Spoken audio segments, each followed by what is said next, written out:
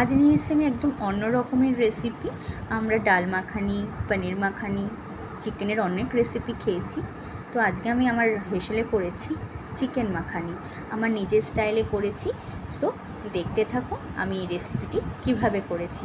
তো প্রথমে আমি কি নিয়েছিলাম, নিয়েছি 500 গ্রাম চিকেন, ক্যাপসিকাম, বড় বড় করে পেঁয়াজ কেটেছি, কাজু বাদাম, আদা রসুন বাটা, আর নুন, চিনি, ভিনিগার, গোলমরিচের গুঁড়ো, এগুলো সমস্তটুকুই লাগবে। আমি স্টেপ বাই স্টেপ আপনাদের সঙ্গে শেয়ার করতে চলেছি। প্রথমে তেলটা গরম হলে এরকম পেঁয়াজ, কাজু বাদাম আর নুন দিয়ে সামান্যটাকে ভেজে নিতে হবে। ভাজাটা হচ্ছে যতক্ষণ, ততক্ষণ মাংসটাকে ম্যারিনেট করব। ভিনিগার, স্বাদ মতো নুন আর আদা রসুন বাটা দিয়ে, আদা রসুন বাটাটা দিয়ে ভালো করে ম্যারিনেট করে নেওয়ার পর কিন্তু এটাকে রেখে দিতে হবে।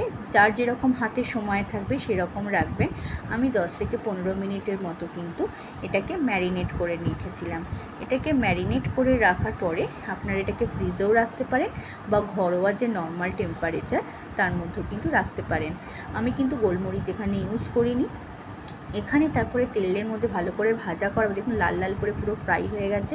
এবারে মিক্সার জারে আমি এটাকে তুলে নেব। এটাকে ফার্স্ট আপনারা ঠান্ডা করে নেবেন, নাহলে কিন্তু মিক্সিতে পেস্ট হবে না। ঠান্ডা হয়ে গেলেই ওটাকে আমি বেটেও নিয়েছিলাম। এবারে তেল গরমে মধ্যে সমস্ত এই ম্যারিনেট করা চিকেনগুলো কিন্তু আমি দিয়ে ভেজে নিয়েছিলাম। খুব আপনারা স্টেপ বাই স্টেপ ভাজতে পারেন। যদি মাংসের পরিমাণ বেশি থাকে তাহলে অবশ্যই স্টেপ বাই স্টেপ ভাজবেন।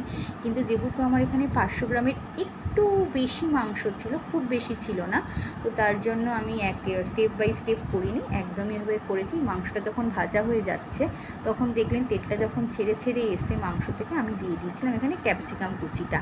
এখানে ক্যাপসিকাম কুচিটা দিয়েও ভালো করে নাড়াতে হবে।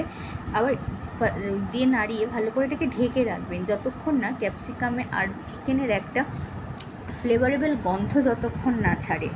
ওই হালকা ওই 1 থেকে 2 মিনিটের মতো রাখলেই চলবে। দেখুন এখানে তেল আমি কতটুকু পরিমাণে রেখেছিলাম, দেখুন একদম কিন্তু ক্যাপসিকামটা বেশি ভাজা ভাজা হয়নি। এবারে আমি যে পেঁয়াজ কাজু বাদামটা নিয়েছিলাম সেটাকে বেটেও নিয়েছিলাম, আর তার মধ্যে দিয়েছিলাম গোটা গোলমরিচ, গুঁড়ো গোলমরিচ নয়, গোটা গোলমরিচটাও দিয়েছিলাম। দিয়ে এখানে কিন্তু ভালো করে আমি বেটে নিয়ে এই মাংসটার মধ্যে দিয়েছি। এবারে টেক্সচারটা দেখুন কত সুন্দর এসছে। ভালো করে কিন্তু মাংসের গায়ে একদম মিশিয়ে নেবেন যাতে কোনো গোটা গোটা ব্যাপারটা না থাকে। এবারে আমি দিয়ে দিয়েছি আদা রসুনের পেস্টটা। আদা রসুনের পেস্টটা দিয়েও কিন্তু খুব ভালোভাবে নাড়াতে হবে যতক্ষণ না মাংসর টেক্সচারটা, আপনারা সবসময় কিন্তু খেয়াল করবেন মাংসর টেক্সচারটা কেমন হচ্ছে, এটা মাখা টাইপের হবে। মাখানি তো তো মাখা হবে। এবার ভিনিগার ছিল, ক্যাপসিকাম ছিল, তো টক ব্যাপারটা তো থাকেই। আপনারা লেবুও ইউজ করতে পারেন ভিনিগারের পরিবর্তে। তো সমস্ত এই টকটাকে ব্যালেন্স করার জন্য স্বাদ মতো বা প্রয়োজন মতো দিয়ে দেবেন চিনিটা। আপনারা মধুও ইউজ করতে পারেন, আমি এখানে চিনিটা দিয়েছি। দেখতেই পাচ্ছেন পুরো জিনিসটা কতটা মাখো মাখো হয়েছে। এই অবস্থায় যখন তেলটাকে একদম ছেড়ে দেবে তখন কিন্তু আপনারা এর মধ্যে দিয়ে দেবেন মিঠা আতর। যদি আপনাদের কাছে মিঠা আতর থাকে তাহলে মিঠা আতর দিতে পারেন। আর আমি এখানে ফার্স্টে যেটা দিলাম মিঠা আতরের আগে, কাজু বাদাম বাটা, পোস্ত বাটা আর চালমগজ বাটা। আমি কিন্তু কাজু বাদাম বাটাটাকে স্টেপ বাই স্টেপ দিয়েছিলাম। ফার্স্টে পেঁয়াজের সঙ্গেও বেটে দিয়েছিলাম, আর আলাদা করে চালমগজ, পোস্ত আর কাজু বাদাম দিয়েও কিন্তু এখানে বেটে রাখা ছিল। সেই বাটাটাও কিন্তু আমি এখানে দিয়ে দিয়েছি। ফার্স্টে যেরকম আমি নুন দিয়েছিলাম আপনারা টেস্ট বুঝে সেই হিসেবে আবার পরে একটু নুন দেবেন। এবারে দিয়ে দিচ্ছি সাদা জিরের গুঁড়ো, ধনের গুঁড়ো, 1 স্পুন হলুদের গুঁড়ো। হলুদ গুঁড়ো একদম বেশি দেবেন না, যেহেতু একটা হোয়াইট হোয়াইট ভাব থাকবে, তো হলুদের গুঁড়ো বেশি দেওয়ার প্রয়োজন নেই, একদম কম দেবেন। আর আমি কিন্তু এই পোস্ত বাটার সঙ্গে 5-6টার মতো কাঁচা লঙ্কা বাটাও দিয়েছিলাম। আপনারা কিন্তু ওখানে কাঁচা লঙ্কা বাটার পরিবর্তে লাল লঙ্কার গুঁড়ো বা লাল ঝাল লঙ্কার গুঁড়ো কিন্তু ইউজ করতে পারেন। এবারে দেখুন টেক্সচারটা কত সুন্দর এসছে, একদম সেই রেস্টুরেন্ট স্টাইল না। রেস্টুরেন্ট স্টাইল কিন্তু আমাদের বাড়িতেও কিন্তু করতে পারি আমরা, যদি আমরা রান্নাটা একদম মন থেকে করি।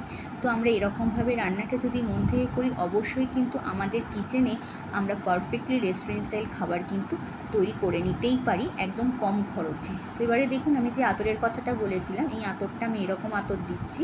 আপনারা যে কোনো ফ্লেভারের আতর ইউজ করতে পারেন।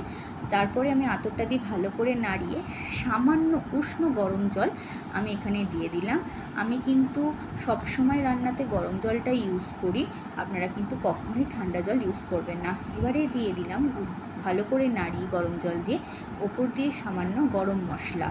আপনারা এখানে কিন্তু ঘিও ইউজ করতে পারেন, কিন্তু আমি এখানে একদম ঘি ইউজ করিনি, বা আপনারা নারকেলের দুধও ইউজ করতে পারেন। আমি কিন্তু একদমই এখানে নারকেলের দুধ ইউজ করিনি। যদি আপনাদের হাতের কাছে নারকেলের দুধ থাকে তাহলে অবশ্যই আপনারা এখানে ইউজ করতে পারেন। আমি নারকেলের দুধ কিন্তু ইউজ করিনি।